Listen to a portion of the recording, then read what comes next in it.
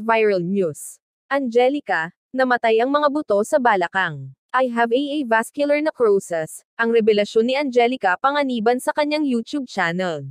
Kaya grabe pala ang pinagdaanang sakit ng actress sa hips na nag-umpisa nung nagbuntis siya, nasa ika-6th month ng kanyang pregnancy. Hanggang nagtanong-tanong siya tungkol dito na ang sabi ay part yun ng kanyang pagbubuntis hanggang nawalan siya ng time na maramdaman yung sakit. At tumindi ito nung sinubukan niyang mag-workout na akala naman niya ay kulang sa stretching. Hanggang nagbakasyon daw sila sa Palawan ng mga kaibigan niya, at umatake ang matinding sakit at hindi siya nakalakad. Nasa boat lang daw siya at every time na babuhatin niya ang anak, si Bin, sumasakit ang area ng hips niya. Kaya pagkagaling daw doon ay dumiretso na sila sa hospital at nagpa-ultrasound. May nakita raw na may liquid sa may singit at doon siya na-advise na mag-therapy. Hindi siya pwedeng uminom ng mga gamot dahil nagpapadidi pa siya. At tayo na niya ang therapy for 2 months at nakatulong daw pero sumakit ulit. Nagkaroon ng isang time na hindi na ako makalakad, sobra akong in pain, iyak ako ng iyak.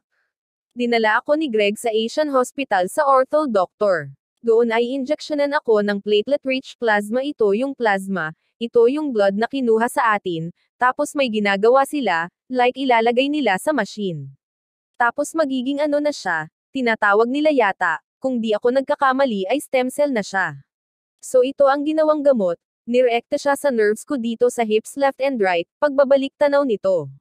Hanggang nakatulong ito at bumalik sa dati niyang routine dahil gusto niyang makita ang healthy self.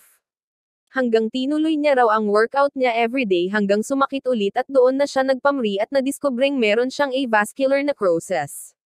Sinabi niya rin na ang initial solution ay hip replacement pero nagdesisyon silang bumalik sa PRP treatment. But this time nag-drill sila ng hole at in-inject nila yung PRP directly doon sa dead bone ko. Hindi ko inakala na masakit siya. Tulo ng tulo ang luha ko. Parang kahit paano nakaramdam ako ng awa sa sarili ko na bakit ako nagkakaganito. Ito ako ngayon, nagawa na yung procedure kahapon, nakapag-inject na sila.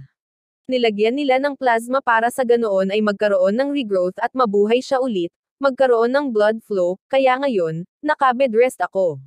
Sa huli ay sinabi niyang sa mga nakakaramdam ng physical pain, aniya, dapat ay maging malakas para sa mga taong umaasa sa kanila.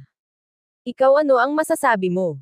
Kung bago ka pa lang sa showbiz ko, please huwag kalimutan mag-subscribe, mag-like at i-click ang notification bell upang lagi kang updated sa susunod na mga showbiz ko.